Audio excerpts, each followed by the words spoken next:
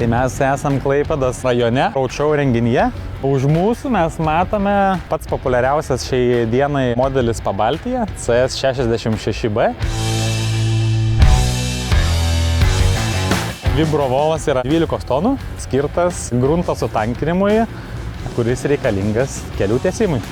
Būtent šis modeliukas turi tam tikras patentuotas technologijas, kurias turi tik Caterpillaris ir joks kitas konkurentas to pasiūlyti negali. Praktiškai žiūrim sunkiai, vadinkim taip, tai čia buvo buldozerių, valai, ekskavatoriai. Ir užsiemam nuomos ir kai kurios statybos ir darbus. Prieinamiausia technika šią dieną. Pagrindas vis tiek technikas yra 90% kato.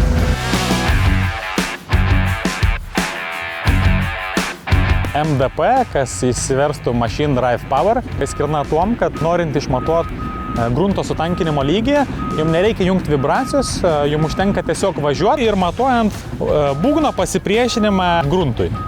Ir jūs matysite iki 60 cm gylio grunto tankio lygį.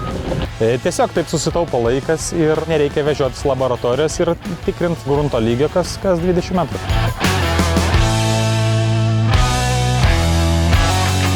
Antroji – ekscentrinė technologija, kai būgnas vibruoja tiesiog sukant aplink savo ašį ekscentrikams.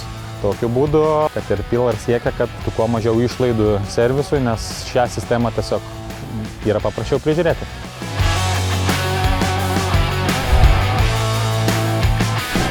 Tai čia turime Caterpillar C4.4 variklį, 117 kW. Jis yra pakankamai galingas šiai mašinai. Mašina turi 2 hidraulinius variklius. Vienas variklis varo priekinį būgną, kitas variklis varo galinius ratus. Taip pat šis volas turi mapping sistemą, tai yra trimlo sistema. Kabinoje yra displėjus. Ant kabinos viršaus yra sumontuota trimble antena. Su šia sistema galima matyti, kiek kartų, kokioje vietoje jūs jau esate pravažiavęs, nes dažnai žmonės susipainioja ir tokiu būdu galima taupyti tiek laiką, tiek degalus. Tuo pačiu toje sistemoje matosi jau minėtos technologijos MDP sutankinimo vienetai, tai galima pasižiūrėti tiesiog pabaigus jau visą darbą, kokiu lygiu esate sutankinęs gruntą. Valdymas apskritai labai paprastas, yra tik viena vairalasdė ir vairas. Ir vienas mygtukas pagrindinis, su kuriuo įjungiam tankinimą ir išjungiam tankinimą. Pati kabina yra labai erdvi, matosi abudu būgno kraštai ir draugiška klientui, kad kasdieninis darbas būtų malonesnis.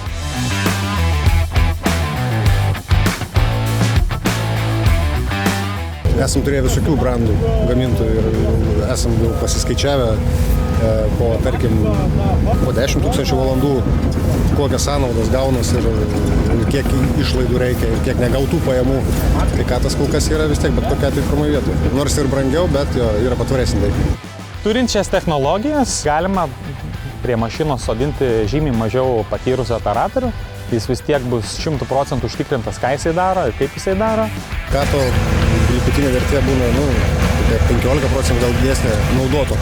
Tarkim, padirbus 7-10 metų laikotarpiu, tas labai stipriai, sakant, nuomos bendrovėje apsimoka. Tos visos technologijos normalu, kad padaro darbą žymiai efektyvesniu, taupo laiką, kurą, įmonės sąnaudas.